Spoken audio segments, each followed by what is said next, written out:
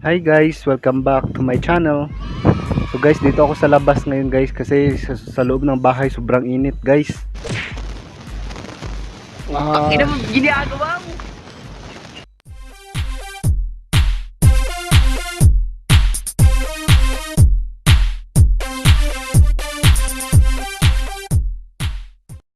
So nandito ako sa likod ng bahay kasi magpapahangin lang kasi parang nasa oven tayo guys. Sobrang init talaga ng panahon ngayon. So kailangan talaga maligo sa mga hindi mahilig maligo diyan. So it's time guys para maligo tayo araw-araw.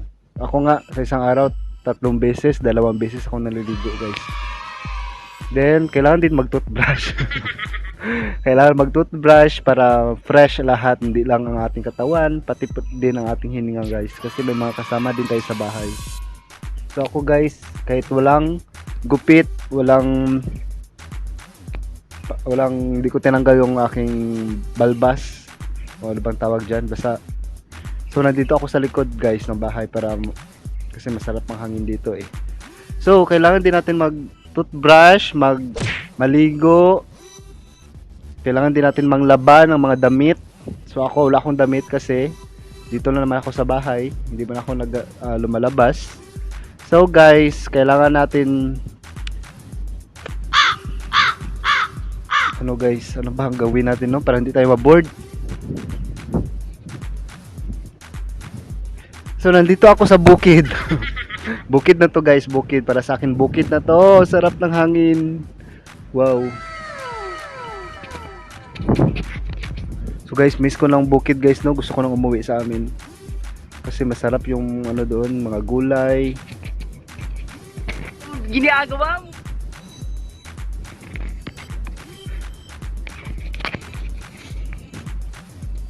Dali, ikot tayo dito sa likod.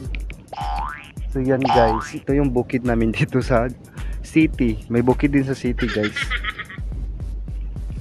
Nandahan lang tayo baka may butas.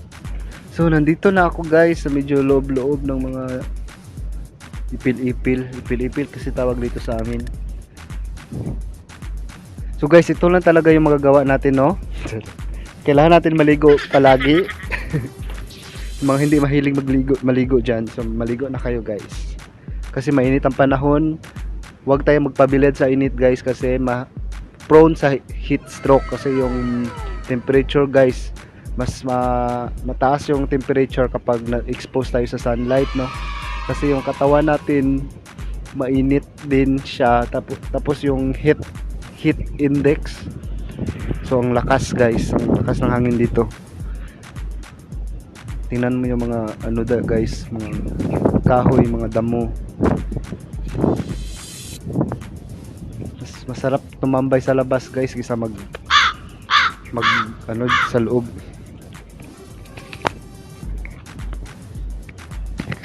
Sakit yung kamay ko.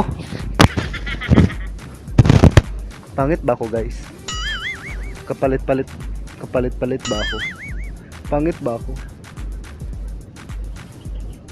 So ang haba na ng balbas ko at ang buhok ko sobrang pangit na. Pangit ko na talaga guys. Ang pangit ko. Kapalit-palit na talaga ako. Shit. Sarap Ina mo, ng hangin. ginagawa mo. Shit. Sarap. So refreshing.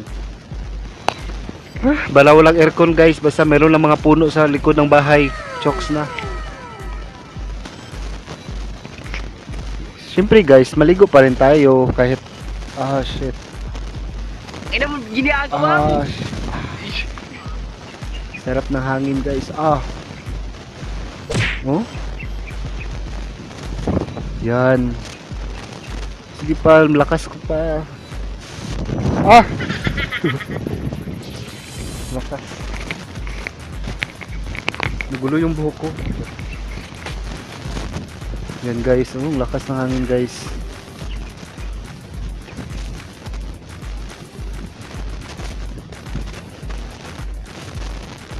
Gwapo pa rin ako guys no.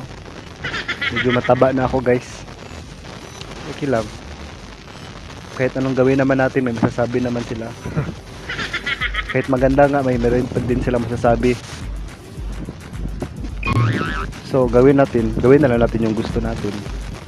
Importante wala tayong naapakan, wala tayong naagrabyado, diba? Hindi naman importante yung opinion ng iba. Ang importante, masaya ka sa ginagawa mo at saka wala kang, hindi mo sila inaano ka ba sila. So yun lang guys. Dahil mainit ang panahon guys, hindi din kailangan na mainit yung ulo natin guys. So magunawaan, magintindihan, magtulungan, magbayanihan, lahat na. So pagod yung kamay ko guys, hindi ko may taas. Ito guys, ang sarap ng mga sarap. Ang daming langgam. So nandito ako sa bukid. Sarap magpahangin sa bukid. So kayo guys, anong mga ginagawa nyo na yung mainit? So ang ginagawa ko guys, yung lupa dito sa harap namin, binabasa ko yan siya palagi para mabawas-bawasan yung alikabok at saka yung init guys. So binabasa ko yan siya always guys, araw-araw, para mabawas-bawasan din yung kainit.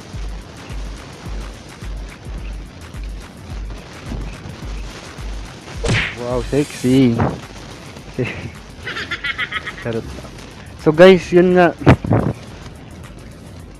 Lalo na sa mga driver, no? Mga driver, kung sino yung mga exposed, yung mga frontliners natin, mga police, sundalo, sila yan talaga guys, exposed lang sila sa init.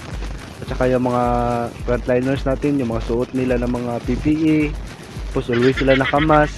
So sobrang init yan siya guys. So kailangan talaga uminom ng maraming tubig. Kung pwede, isang galon, isang araw. Kung kaya mo, di ba, much better pag marami, 8 glass pataas. So yan guys, para mga ginagawa natin para mabawasan yung init. Tambay din sa labas guys, pero huwag magpainit guys. Para tipid din sa kuryente, kasi hindi tayo gumagamit palagi, kasi yung ambuga ng hangin sa electric fan guys, parang blower, yung ang init, useless lang, hindi ka makatulog. Gusto mo matulog, hindi ka makatulog, lalo na pag gabi. So pag gabi guys, kailangan talaga mag-toothbrush mag-toothbrush at maligo. Ako 2 times a day ako naliligo eh. Then tubig, maraming tubig. Tapos wag na kayo magkape guys, kasi yung iba mahilig na, mainit na nga, tanghaling tapat magkakape pa. So prone sa heat stroke yung mga senior citizen natin dyan guys. Ang mga senior citizen natin, yung mga kasama sa bahay, kailangan natin alagaan. Yan din guys, yung mga alagang hayop natin, no, yung mga aso natin, pusa, pwede. Kasi meron din ako nakikita sa Facebook na yung aso nila guys, kawawa, tinalian sa labas lang, nasa labas lang ng bahay nila, sa harap lang ng bahay, tapos nakatali, tapos exposed sa araw guys. Dapat i-secure din ninyo yung mga aso ninyo guys, no, kasi sila naiinitan din yan sila guys. So sila, pwede din sila ma-heat stroke. Parang tao din sila guys, bag. I-treat natin sila as kung anong pagtingin natin sa tao, ganun din sana sa kanila. Kasi guys, na may buhay din yan sila, may nararamdaman din yan sila. So please, pakiano nyo guys, kawawa, kasi kawawa talaga sila. So yun lang guys. Wala na akong ibang magawa. So yun lang guys, sana nag-enjoy kayo. Ang sarap talaga ng hangin dito. Shit, ang sarap ng hangin. Wala dito. Wala na naman. Sige, bye guys, bye bye.